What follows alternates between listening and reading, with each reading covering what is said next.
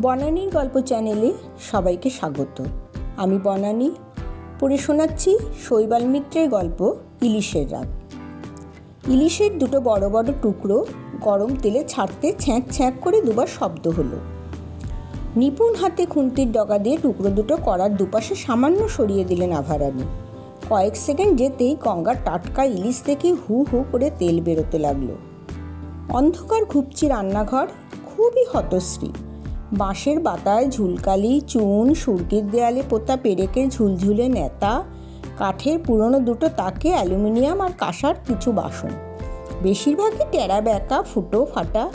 Kerosene স্টোভের সামনে ছোট জলচৌকির ওপর একটা কুপি জ্বলছে।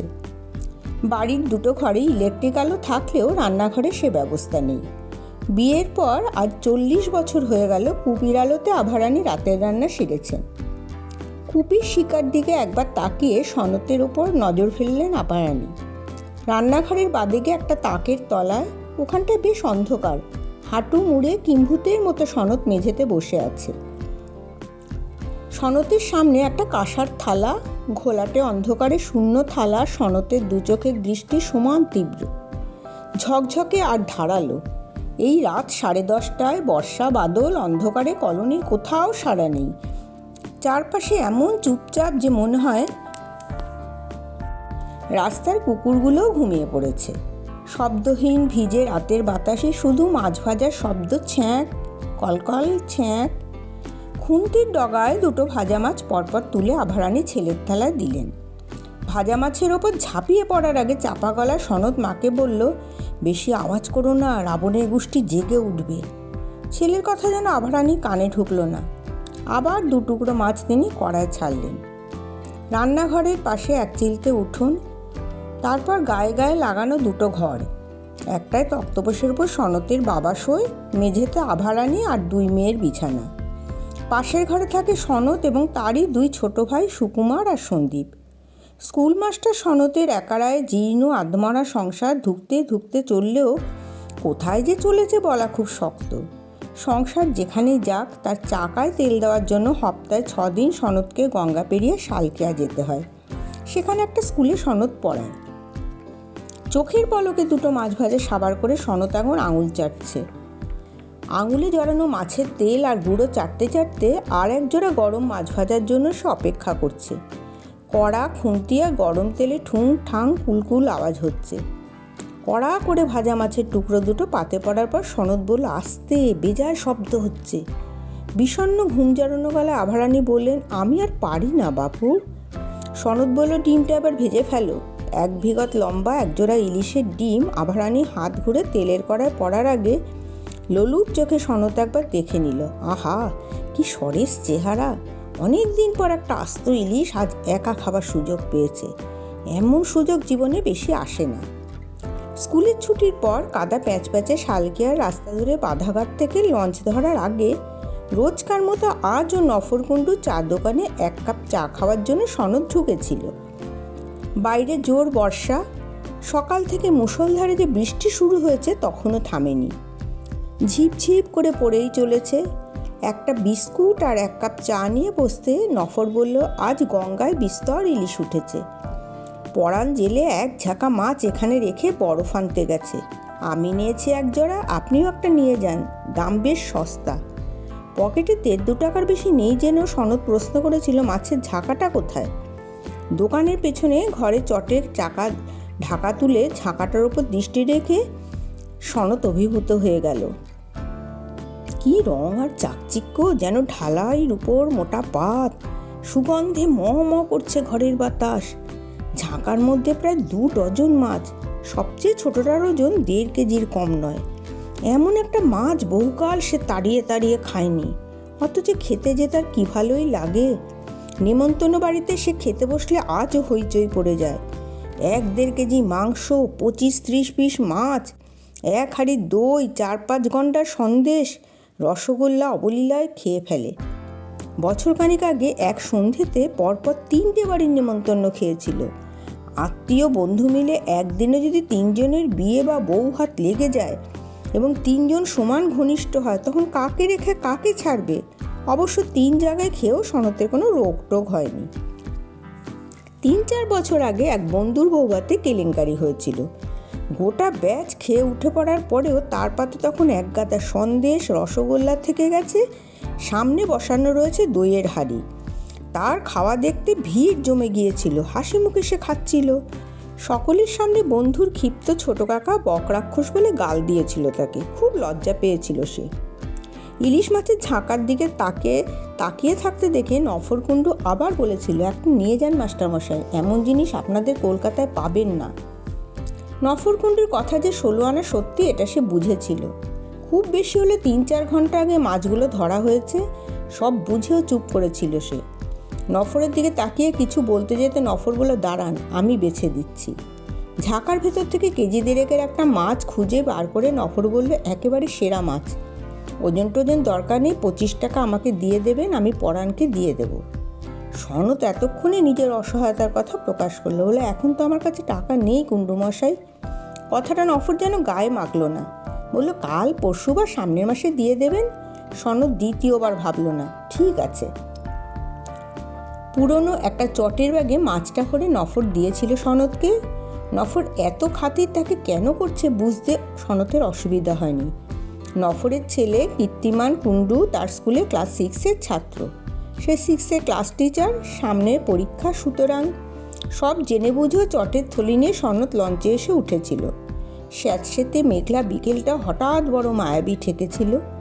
লঞ্চের চাকার শব্দ, ভরা গঙ্গায় ঘোলা জলের ছলাৎ ঢেউ, ধূসর দিগন্তরেখায় দুপাশের শহর, গঙ্গার বাঁক, সব কিছুই যেন অপরূপ, বারবার দেখেও আশ মেটে না। মন মরা ফ্যাকাশে বিকেলটার আকাশ বাতাস পরিবেশকে একটা ইলিশ বদলে দিয়েছে। কয়েক বছর ধরে নানান সময়ে বাজারে 200 চুনো বা চিংড়ি কিনে কোনো বড়লোকের বাড়ির রান্নাঘর থেকে ভেসে আসা রান্নার দমকা সুঘ্রাণে, কিংবা কারো হাতে দড়িতে বাঁধা জোড়া ইলিশ দেখে একটা আস্ত ইলিশ একা খাওয়ার ইচ্ছে বারবার মনে চাগার দিয়েছে। বিয়ে বা অন্য কোনো অনুষ্ঠানে গিয়ে আজকাল বেশি খেতে ভরসা পায় না সে।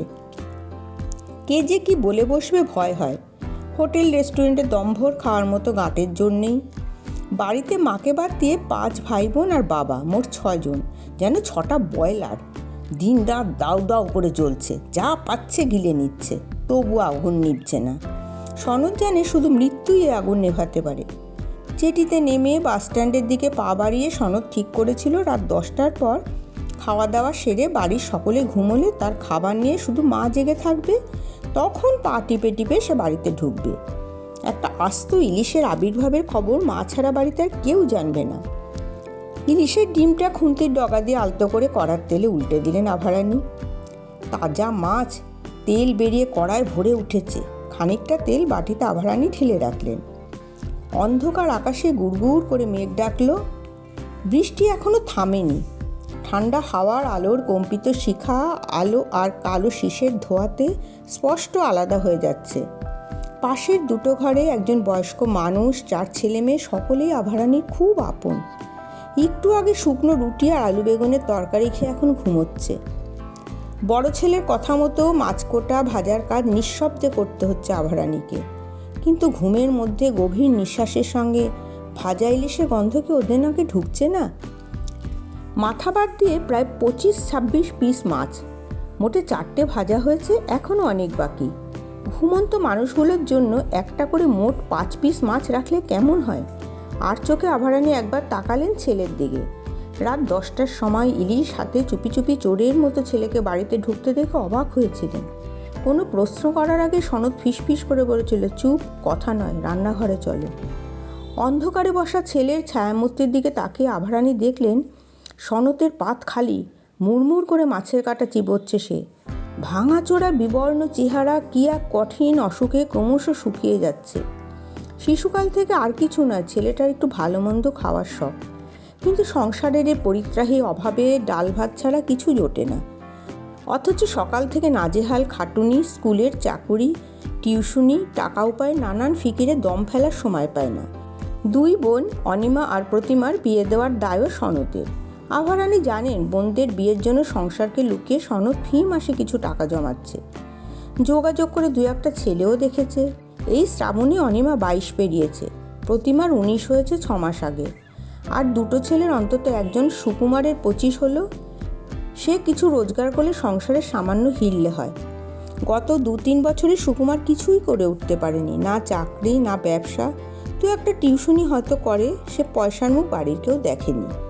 আভারানী দেখলেন সনতের থালা পরিষ্কার, এক কণা মাছের কাটা, তেলের দাগ থালায় নেই।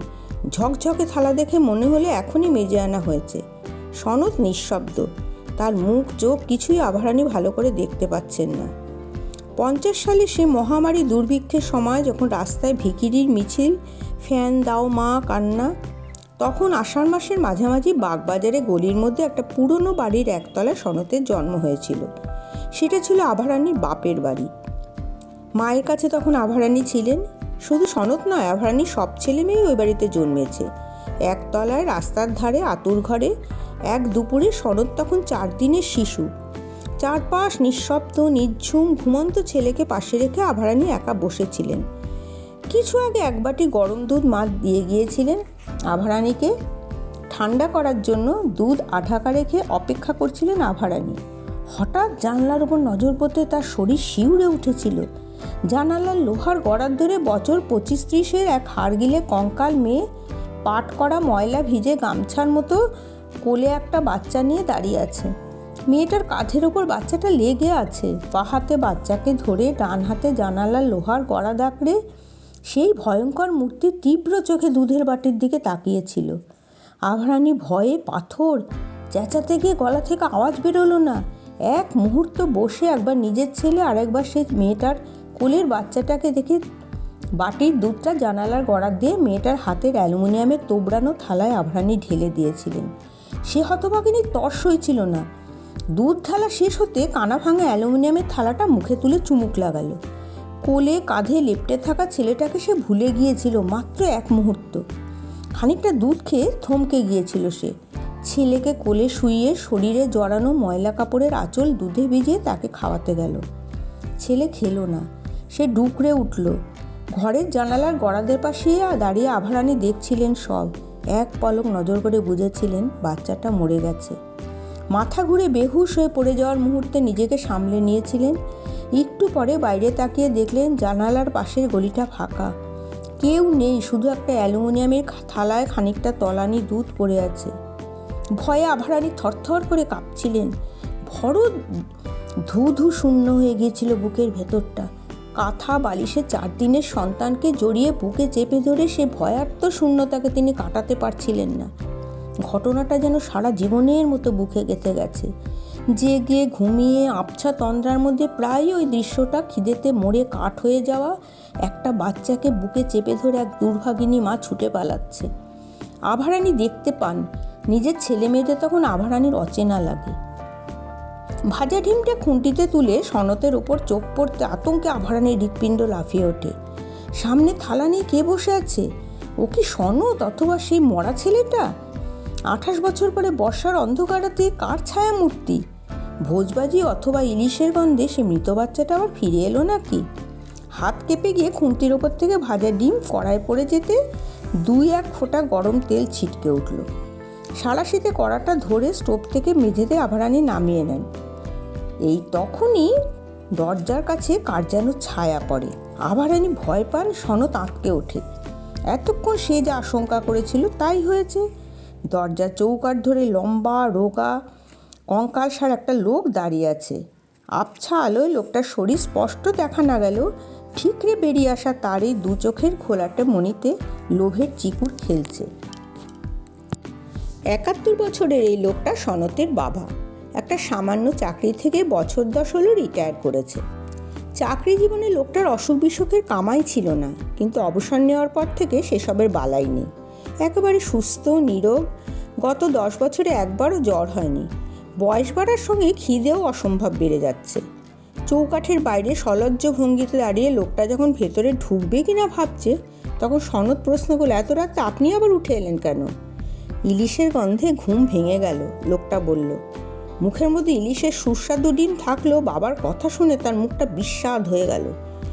স্বামীর দিকে তাকিয়ে মনের ছমছমে অস্বস্তি ঝেড়ে ফেলে আভারানী বললেন, ভেতরে এসে একটা ভাজা মাছ খাও। দ্বিতীয়বার বলতে হলো না, লোকটা শুরুত করে রান্নাঘরে ঢুকে পড়ল। তারপর একটা অ্যালুমিনিয়ামের বাটি হাতে আভারানির পাশে গিয়ে দাঁড়ালো।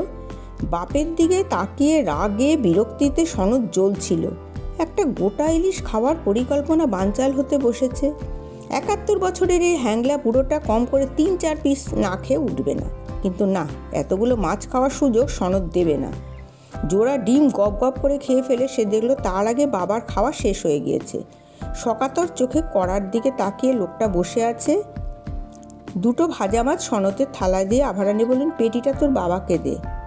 বুড়ো লোকটা জল জল করে সনতের থালার দিকে তাকিয়ে আছে। খাওয়া শেষ হলেও বুড়োর মুখের কামাই নেই।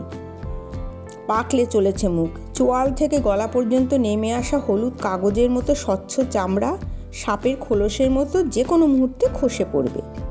নুন হলুদ মাখানো মাছের দুটো টুকরো আবার কড়াই চেপেছে। মায়ের দিকে একবার তাকিয়ে পেটির বদলে মাছের গাদাটা বাবার দিকে সনদ চালান করে দিল। হতাশায় ঝাঁ ঝাঁ করছিল তার বুক। তবু ভাবছিল গাদায় ভর্তি কাটা একটা যদি বাবার গলায় বিঁধে যায় তাহলে কর্ম শেষ। বুড়োর খাওয়ার শখ আজ রাতের মতো মিটে যাবে। দ্রুত হাতে সনতের সঙ্গে প্রতিযোগিতা করে বুড়ো লোকটা খাচ্ছে। ক্ষুব্ধ সনদ বলে, এত রাতে আপনি আর খাবেন না, শরীর খারাপ করবে। সনতের দিকে একবার তাকিয়ে বাবা বলল, শরীর আর কি খারাপ হবে? বয়স হয়েছে, মরতে এখন একদিন হবেই, তখন খেয়ে মরাই ভালো। জবাব শুনে ঘেন্নায় পিত্তি জ্বলে গেল। সনদ চুপ করে থাকলো। বাবা বললেন, ভারী চমৎকার মাছ, তবে পদ্মার জাত আলাদা। আমরা খেয়েছি 4 আনায় 4টে। অবশ্য তখন ভালো চালের মন ছিল 5 শিকে। বিশুদ্ধ গব্যঘৃত 2 আনার শের। দরজায় আবার একটা ছায়া এসে দাঁড়াতে সনদ দেখল সুকুমার। মাছের কড়ায় সুকুমারের চোখ। কারো ডাকের পরোয়া না করে রান্নাঘরে ঢুকে একটা কলাইয়ের থালা মায়ের সামনে বাড়িয়ে দিল সুকুমার খাওয়া শেষ করতে আরও একজোড়া মূর্তি। অনিমা আর প্রতিমাকে, তাদের পেছনে ছোট ভাই সন্দীপকে রান্নাঘরের সামনে সনদ দেখতে পেল। বর্ষার রাতে ইলিশ ভাজার গন্ধে বাড়ির সকলের ঘুম ভেঙে গেছে। শুধু গন্ধ নয়, খুন্তির ঠুং ঠাং গরম তেলে কলকল শব্দে অন্ধকার গর্ত থেকে উপসী শিয়ালের মতো সকলে বেরিয়ে এসেছে। সনতের বুকের মধ্যে সব কিছু হারানোর হায় হায় ধ্বনি পাক খাচ্ছে। রান্নাঘরে এখন ইলিশ খাওয়ার মেলা। সকলের সামনে ভাজা ইলিশ। কুপির কাপা কাপা আলোয় কারো মুখ স্পষ্ট দেখা না গেলেও দেয়াল জুড়ে বড় বড় হাঁ মুখের ভুতুরে ছায়া পড়েছে। ব্যর্থতার বিধ্বস্ত সনদ ক্লান্ত চোখে মায়ের দিকে তাকিয়ে দেখল মায়ের মুখে অগাধ প্রশান্তি ফুটে উঠেছে। স্বামী ছেলে মেয়েদের একসঙ্গে বসিয়ে খাওয়াতে পেরে মায়ের মুখে বিষণ্ণতা মুছে গেছে। তৃপ্তিতে টলমল করছে দুটো চোখ। সনদ বলল, মা তুমি এক পিস খাও, রক্ষে করো। খুশিতে মুখর হয়ে মা বলল, আমি অনেক খেয়েছি, তাছাড়া রাতে আমি মাছ খাই না। আজ তোমাকে খেতেই হবে, সনদ বলল। বাবার ভাই বোনেদের খাওয়ার প্রতিযোগিতা হঠাৎ থেমে গেছে। বাবা বলল, বড় ছেলে যখন বলছে খাও এক পিস। সনদ এটাই চাইছিল, মাকে খাইয়ে ভাই বোনেদের ঠেকাতে চাইছিল। আভারানি কিন্তু মাছ ছুলেন না। বললেন, ইলিশের মাথা দিয়ে কাল কচু শাক রেঁধে একটু খাবো। মায়ের গলার চাপা বেদনা আর কেউ টের না পেলেও সনদ বুঝতে পারল মায়ের কাছে সে ধরা পড়ে গেছে। সে লজ্জায় মায়ের দিকে তাকাতে পারল না। অনিমা বলল, এ তোমার ভারী অন্যায় মা, খাওয়ার তোমার সব সময় অনিচ্ছে, তোমরা খেলেই আমার খাওয়া। আভারানি বললেন। কিন্তু জেদ তখন সনদকে পেয়ে বসেছে। থালায় করে একটা ভাজা পেটি মাকে দিয়ে সনদ বলে, এটা তোমায় খেতে হবে এখনই। সনদের দিকে এক পলক তাকিয়ে আভারানি খেতে শুরু করলেন। ইলিশ মাছ নিয়ে এতক্ষণ যে তীব্র প্রতিযোগিতা চলছিল তা থেমে গেছে। সকলে দেখছে একজন মানুষের খাওয়া তার শীর্ণ সরু আঙুলের তৎপরতায় ধীরে ধীরে কাটা আর মাছ আলাদা হয়ে যাচ্ছে। সন্মোহিতের মতো মায়ের দিকে তাকিয়ে সনদ ভাবে, মাঝরাতে একটা গোটা ইলিশ একা খাওয়ার লজ্জা থেকে মা তাকে বাঁচিয়ে দিয়েছে।